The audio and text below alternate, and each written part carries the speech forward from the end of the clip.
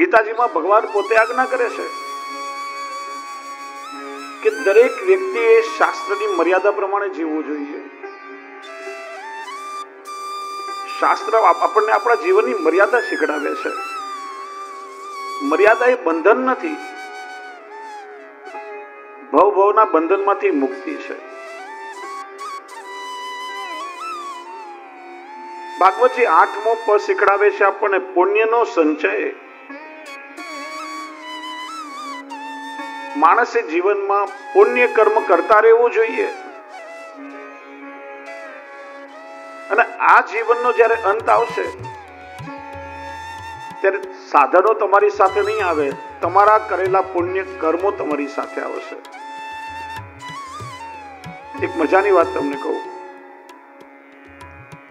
આખું જીવન આપણે સુખના સાધનો ભેગા કરીએ છીએ, સંપત્તિ ભેગી કરીએ છીએ, માણસ રૂપિયા કમાય છે, ત્યારે વિચાર કરતો નથી કે હું પાપ કરું છું કે પુણ્ય કરું છું.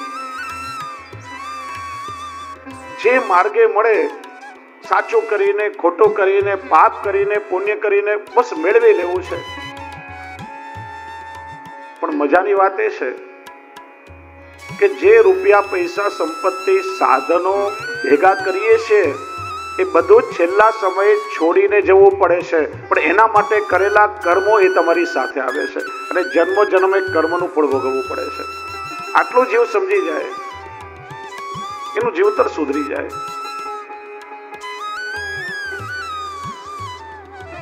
એક સદવિચાર આપણી જીવનને બદલી નાખે છે.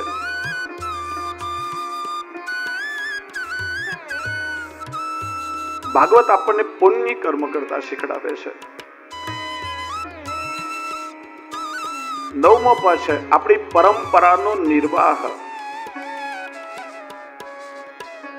જો આપણી સાથે બે પરંપરાઓ જોડાયેલી છે, એક તો આપણી કુળ પરંપરા, જે કુળમાં આપણો જન્મ થયો છે, કુળ પરંપરા, ને બીજું આપણી વૈષ્ણવી પરંપરા. ભાગ્યશાળી છો કે વૈષ્ણવ કુળમાં પણ તમને જન્મ મળ્યો છે. પ્રભુએ તમને એક એવી વ્યવસ્થા આપી છે, એવા પરિવારમાં જન્મ આપ્યો છે કે જ્યાં પ્રભુની ભક્તિ કરવી તમારા માટે સરળ છે. એના માટે બહુ મહેનત નહીં કરવી પડે. આ બંને પરંપરાઓનો નિર્વાહ સાથે થવો જોઈએ.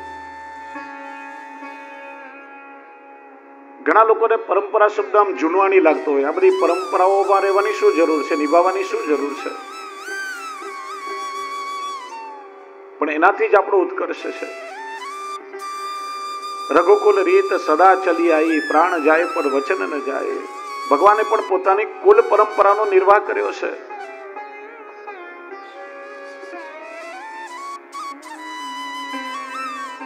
અને 10મો પદ છે પ્રભુની સેવા. જીવનમાં બધું તમને મળ્યું હોય, પણ જો ઠાકોરજીને તમે ભૂલી ગયા તો પછી એકડા વગરનું મીંડું છે, બધું જ વ્યર્થ છે. જેને તમને રહેવા માટે આટલું મોટું ઘર આપ્યું, એ પ્રભુને તમે શું એક 2x2 ના કબાટમાં ઘરે મંદિરમાં ના પધરાવી શકો? જે દિવસ રાત આપણું પેટ ભરે છે, આપણને ક્યારે ભૂખ્યા સુવા દેતા નથી, એ પ્રભુને શું આપણે 2 ટૂંક મિશ્રીના ભોગ ના ધરી શકીએ?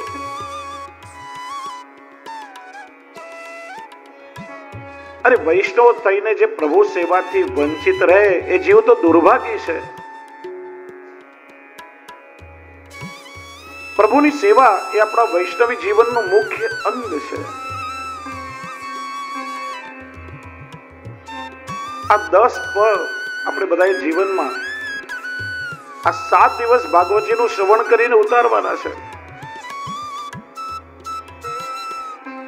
કેટલી સુંદર શોભાયાત્રામાં હું જોઈ રહ્યો હતો, બધા કેટલા પ્રસન્ન હતા, નાચી રહ્યા હતા, ગાઈ રહ્યા હતા, પોતપોતાનો આનંદ વ્યક્ત કરી રહ્યા હતા. અને મનોરથી પરિવારના કેટલાય સભ્યોએ વારા ફરતી શ્રીમદ ભાગવતજીને પોતાના મસ્તક પર પધરાવ્યા. આ ભાગવતજીને આપણે મસ્તક પર પધરાવીએ એ શેનો સંકેત છે? બુદ્ધિ મસ્તકમાં રહેલી છે. હવે શ્રી ભાગવતજી સ્વયં શ્રીજી બાબા મારા મસ્તક પર પધાર્યા છે અને હવે ભાગવતજી જે માર્ગ મને બતાવશે એ માર્ગે હું ચાલીશ. હવે આડાઓડા માર્ગે જીવનમાં નહીં ચાલું. પ્રભુએ બતાવેલા માર્ગ પર હું ચાલીશ. એટલા માટે કહું છું કે ભાગ્યશાળી છો કે ભાગવતજીની વચ્ચે તમે વિરાજમાન છો. ઘણા લોકો કહેતા હોય કે આ ભાગવતજી તો મહાપુરાણ છે અને હજારો વર્ષો પહેલા થઈ ગયેલી ઘટનાઓ બધી પુરાણોમાં કહેવામાં આવી છે. આજના સમયમાં, આધુનિક સમયમાં આ બધું સાંભળવાની હવે શું જરૂર?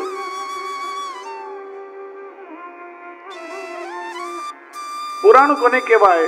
પુરાભવમ ઇતિ પુરાણમ, જે પહેલા થઈ ગયું, અથવા પુરા નવમ ઇતિ પુરાણમ, હવે જે થવાનું છે. ત્રણેય કાળની વાતો પુરાણમાં કરી છે. તમે ભાગવતજીમાં જુઓ, ભૂતકાળની પણ ચર્ચા કરી, વર્તમાન કાળની પણ ચર્ચા કરી અને કલિયુગમાં હવે પછી ભગવાન કલ્કી અવતાર લેશે એની પણ ચર્ચા કરી છે. ભવિષ્યની પણ ચર્ચા થઈ છે. ત્રણેય કાળનું દર્શન આપણને કરાવ્યું છે. જો આપણે એવું કહેતા હોઈએ કે હજારો વર્ષ પહેલાની કથાનું હવે શું કામ, તો નવો જમાનો છે. તો તમે વિચારો, પહેલા પણ મનુષ્યમાં રાગ, દ્વેષ, ઈર્ષા, અહંકાર, કામ, ક્રોધ હતા. તો શું આપણામાંથી બધું ચાલ્યું ગયું? શું આપણી અંદરથી ક્રોધ ચાલ્યો ગયો છે? અત્યારે આવે છે ને બધાને? હા કે ના? આવે છે ને? ક્યારેક ક્યારેક ભલે આવતો હોય, પણ આવે. ચોક્કસ જીવનો સ્વભાવ છે. એકબીજાની અદેખાઈ કે ઈર્ષા શું ચાલી ગઈ આપણામાંથી? શું અહંકાર આપણા બધાનો છૂટી ગયો? વૈષ્ણવી દીનતા આવી આપણી અંદર? જો આ બધા કસાયો આપણામાંથી નથી છૂટ્યા તો યાદ રાખો, આજે પણ આપણને શ્રીમદ ભાગવતજીની જરૂર છે જ. પરીક્ષિતને જે જરૂર હતી એના કરતા વધારે આજે આપણને બધાને ભાગવતની જરૂર છે.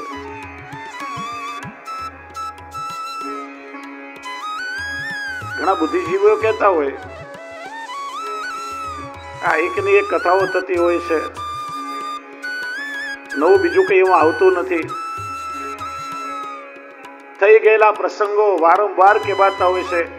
એના માટે આટલો બધો મોટો ખર્ચો કરી આ બધા આયોજનો કરવાની શું જરૂર? લાખો રૂપિયાનો ખર્ચો કરીને મોટા મંડપ બનાવીએ, 7 દિવસ કામ ધંધો વેપાર વ્યવહાર બધું છોડીને લોકો કથા સાંભળવા બેસે. આ સમયનો બગાડ નથી? અને છતાંય બધા કઈ સુધરતા નથી સમાજમાં.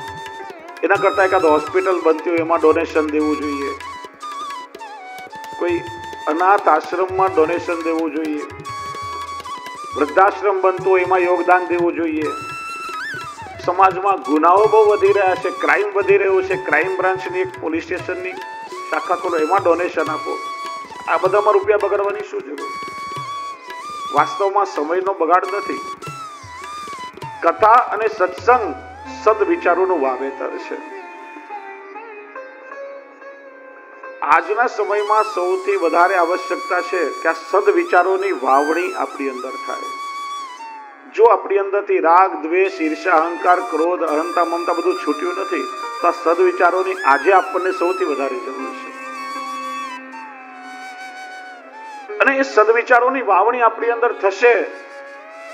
આજે બાળકો ઘરમાં જો મા બાપની સેવા કરતા થશે તો વૃદ્ધાશ્રમની જરૂર જ આપણને નહીં પડે.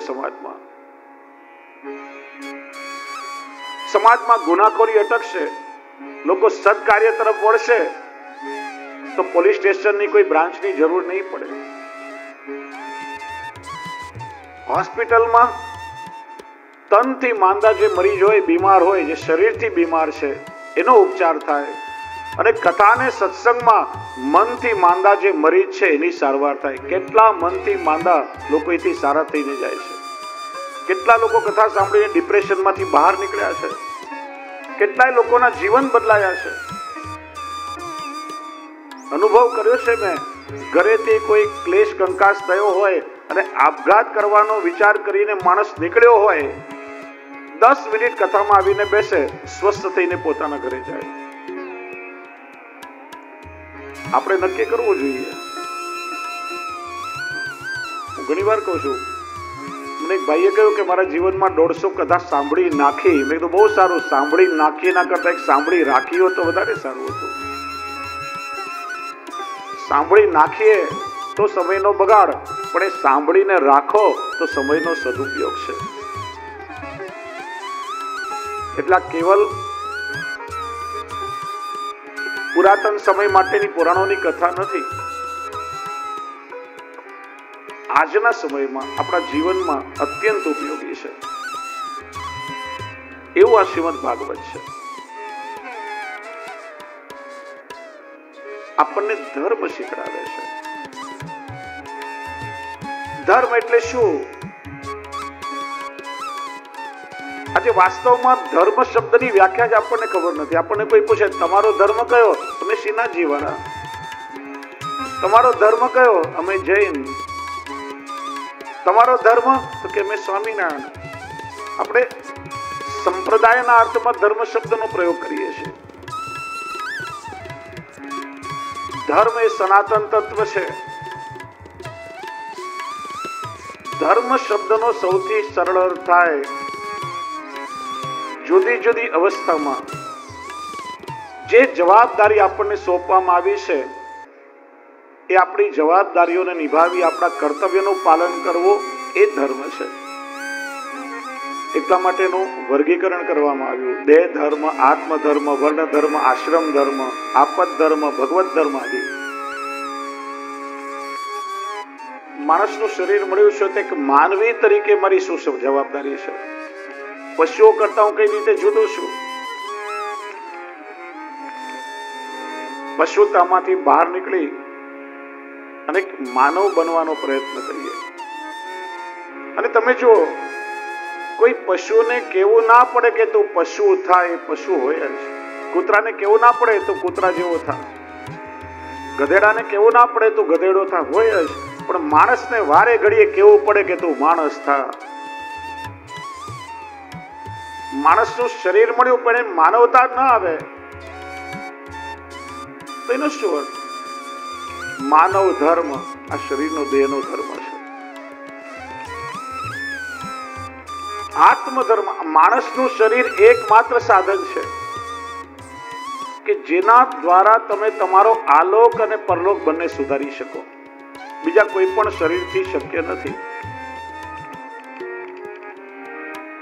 માણસનું શરીર છોડીને અન્ય યોનિઓ છે, કર્મનું ફળ ભોગવવાની વ્યવસ્થા છે અને પ્રકૃતિ દત્ત સ્વભાવ અનુસાર જીવતા હોય છે. આહાર, નિદ્રા, ભય, મૈથુનંચ સામાન્ય મૈતત પશુભી નરાણામ. આહાર, પેટ ભરવું, નિદ્રા, ભય અને પ્રજાની ઉત્પત્તિ, આ બધા ગુણો સમાન છે. પણ ધર્મો હિ એકો અધિકો વિશેષ ધર્મેણ હિના પશુભી સમાના. માણસને ભગવાને વિવેક બુદ્ધિ આપી છે. બુદ્ધિથી માણસ વિચારશીલ છે. આ ભાઈ છે, આ બહેન છે, આ પત્ની છે, આ માતા છે, આ દીકરી છે. આ સમજ કેવલ માણસમાં હોય છે, અન્ય કોઈ પશુ પક્ષી યોનિના જીવમાં નહીં. શું કરવું, શું ના કરવું, પાપ કોને કહેવાય, પુણ્ય કોને કહેવાય, આ માણસ કેવલ વિચારી શકે છે. એટલે આ માણસના શરીરથી જ આપણે ધર્મનું આચરણ કરી શકીએ. આપણો આ ભવ પણ સુધારી શકીએ અને આવતા ભવને સુધારવાનો વિચાર પણ માણસ કરી શકે. અને એ માટે કોઈ એક ધર્મની પરંપરાથી દીક્ષિત થઈ આપણા ઈષ્ટની પ્રાપ્તિ માટે, પ્રભુની પ્રાપ્તિ માટે એ માર્ગ પર આપણે પ્રસ્થાન કરીએ છીએ. આપણો આત્મધર્મ છે. વૈષ્ણવ કુળમાં જન્મ મળ્યો છે, બ્રહ્મ સંબંધ લઈ ભગવત સેવામાં તમે પ્રવૃત્ત થયા તો એ તમારો આત્મધર્મ છે. વર્ણ ધર્મ, તમે બ્રાહ્મણ, ક્ષત્રિય, વૈશ્ય, શૂદ્ર કયા વર્ણના છો? આપણા ધર્મશાસ્ત્રોએ દરેક વર્ણને એક કર્તવ્યનો બોધ, એની જવાબદારી સોંપી છે. એનું પાલન કરવું. આશ્રમ ધર્મ, તમે બ્રહ્મચારી છો, ગ્રહસ્થી છો, કયા આશ્રમમાંથી પસાર થઈ રહ્યો છે એ જવાબદારીનો નિભાવ કરો. અને છેલ્લે ભગવત ધર્મ